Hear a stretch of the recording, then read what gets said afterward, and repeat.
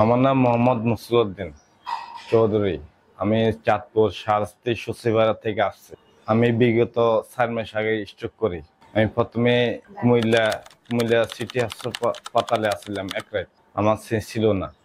তারপর নিউজ সায়েন্সে গেছিলাম, ওইখান থেকে ঢাকা মেডিকেলে পাঠাইছে। ওইখান থেকে আমি প্রায় 15 দিন ভর্তি ছিলাম। তারপরে বাড়িতে আসছি।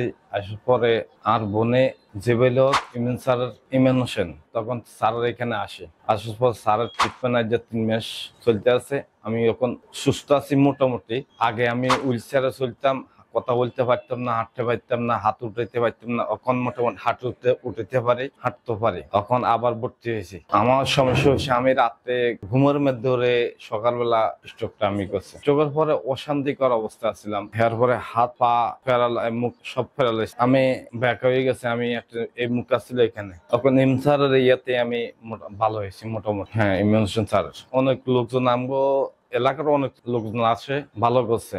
আর পরে ইয়েতে পাইছি ফেসবুকে ভাই, আর বোনে নিয়েছে। আমার বোনে নার্স, এমনকি আমাদের একটা হাসপাতাল আছে পপুলার, শাহরাস্তি পপুলার হাসপাতাল, ওখানে শেয়ারটা আমরা স্যারের ইয়া বেস্ট এটা লাগে ট্রিটমেন্ট ভালো দেখে আর বোনে নিয়ে আসছে। আমার বোনে না, আগে তো লাগতে পারতাম না। আমি মোট কথা চলতে পারতাম না, কথা বলতে পারতাম না। এক যেমনে কাজ করতো কাজ করে থাকতাম, যেমনে থাকতাম এমনি প্রতিবন্ধী যা এরকম হুইল চেয়ার চলতাম, বুঝলেন না। তখন হুইল চেয়ার লাগে না, সারে করাতে আমি পা দিয়ে হাঁটতে পারতেছি। আর মুখের যে সমস্যাটা, এটা কথা বলতে বলতে ঠিক হয়ে যাবো। শুরুতে তো 1-2 দিনের শেষ হয় না। মুখ কাছে এখান থেকে এখানে বেকা, এখন বেকা নেই। আবার আমার সেন্স ঠিক আছিল না প্রথমে।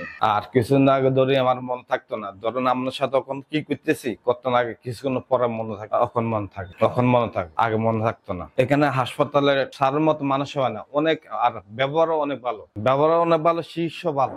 ওর চিকিৎসা যতগুলি আমি ওর পরও অনেকগুলি ট্রাই করছি। আমি সব উদ্দেশ্য বললাম এতে যে স্যার অত্যন্ত ভালো লোক, মনের দিক দিয়ে ভালো।